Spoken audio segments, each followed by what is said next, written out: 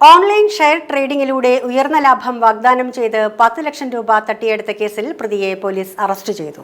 എറണാകുളം കുമ്പളങ്ങിയിൽ നിന്നുമാണ് പ്രതിയായ ആലപ്പുഴ മണ്ണംചേരി സ്വദേശി പനയിൽ വീട്ടിൽ 29 വയസ്സുള്ള നസീബിനെ തൃശൂർ റൂറൽ ജില്ലാ പോലീസ് സൂപ്രണ്ട് ബി കൃഷ്ണകുമാറിന്റെ നേതൃത്വത്തിലുള്ള അന്വേഷണ സംഘം അറസ്റ്റ് ചെയ്തത്. ഇരിങ്ങാലക്കുട കാര്യകുളങ്ങര സ്വദേശി കൊളൈക്കാട്ടിൽ വീട്ടിൽ രാകേഷാണ് തട്ടിപ്പിന് ഇരയായത്. വാട്സാപ്പിൽ ലഭിച്ച സന്ദേശം വിശ്വസിച്ച് പ്രതികൾ നൽകിയ ലിങ്കിൽ ക്ലിക്ക് ചെയ്താണ് രാകേഷ് ടെലിഗ്രാം ഗ്രൂപ്പിൽ അംഗമാകുന്നത്.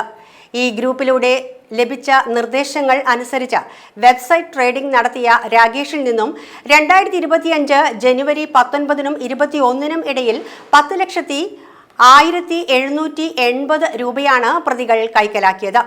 ട്രേഡിംഗ് സൈറ്റിൽ 15 ലക്ഷം രൂപ ബാലൻസ് ഉള്ളതായി കാണിച്ചപ്പോൾ പണം പിൻവലിക്കാൻ ശ്രമിച്ചെങ്കിലും കഴിഞ്ഞില്ല. ഇക്കാര്യം ടെലിഗ്രാം വഴി അറിയിച്ചപ്പോൾ പണം പിൻവലിക്കാൻ ടാക്സ് ഇനത്തിൽ 6 ലക്ഷം രൂപ കൂടി ആവശ്യപ്പെട്ടതോടെയാണ് തട്ടിപ്പാണെന്ന് രാകേഷിന് മനസ്സിലാകുന്നത്. തുടർന്ന് ഓൺലൈൻ തട്ടിപ്പുകൾ റിപ്പോർട്ട് ചെയ്യാനുള്ള ഹെൽപ്പ് ലൈൻ നമ്പറിൽ രജിസ്റ്റർ ചെയ്തതിനെ തുടർന്നാണ് ഇരിങ്ങാലക്കുട പോലീസ് കേസെടുത്തത്.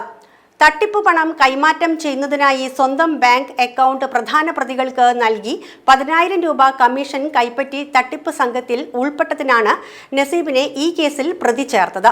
നസീബിന്റെ ബാങ്ക് അക്കൗണ്ട് മുഖേന രാകേഷിൽ നിന്നും തട്ടിയെടുത്ത പണത്തിൽ നിന്നും 5,80,600 രൂപയാണ് കൈമാറ്റം ചെയ്തത്.